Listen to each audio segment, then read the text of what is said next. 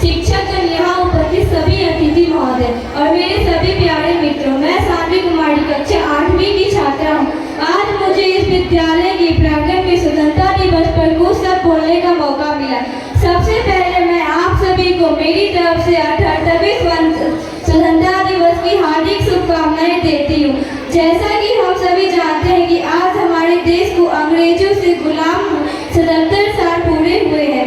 आज के इस अवसर पर मैं आप लोगों के समक्ष देश प्रेम की भावना से दो शब्द रखने जा रही हूँ। आओ झुककर करे सलाम उनको जिनके हिस्से में ये मुकाम आता है।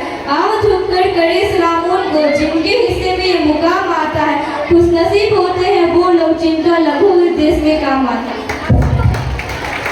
दोस्तों, आज का दिन, यह दिन कोई साधारण दिन नहीं है। इस दिन को पाने के लिए हमारे देश के वीरों और वीरांगनाओं को कुर्बानी देनी पड़ी है। अंग्रेजों का अत्याचार सहना पड़ा है। हमारे देश के साहसी वीरों के संघर्ष के कारण, उनके बलिदान के कारण 15 अगस्त 1947 को हमारा देश ब्रिटिश शासन से आजाद हुआ। गुलामी की जंजीरों से हमें आजाद कराने के लिए उन वीरों ने अपने प्राण की आहुति दे दी। सच में आसान नहीं थी ये खुशियां पा लेना, आसान नहीं थी आजादी की जंग। जब पूरी दुनिया सो रही थी तब भी हमारा भारत जंग लड़ रहा था, क्योंकि उनके दिमाग में एक ही सवाल था कि हमें आजादी की जंग जीतनी होगी। देश को आजादी दिलाने के लिए उन्होंने अपने प्राण की भी परवाह न की। उन्होंने संघर्ष के कारण अपने अंग्रेजों की गुलामी की बेड़ियों से बाहर निकलकर एक खुले आसमान में आए। भूल न जाना भारत माँ के सपूतों का बलिदान। इस दिन के लिए जो हुए थे हंसकर कुर्बान।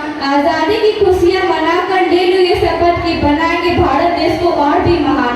हमें हमारे उन वीरों के बलिदान और संघर्ष को कभी नहीं भूलना चाहिए, जिनके कारण हमें और हमारे देश को आज़ादी मिली है। आज इस शुभ अवसर पर हमें एक साथ आकर हमारे देश के तिरंगे को, हमारी मातृभूमि को, वीरों और वीरांगनाओं को सलाम करके एक शपथ लेनी चाहिए कि हम आज़ाद हैं। ये आज़ादी कभी छीनने नहीं देंगे, तिरंगे की शान को कभी मिटने नहीं देंगे। जो आँख भी उठाएगा जो हिंदुस्तान की तरफ, उन आँखों को फिर दुनिया देखने नहीं देंगे। धन्यवाद।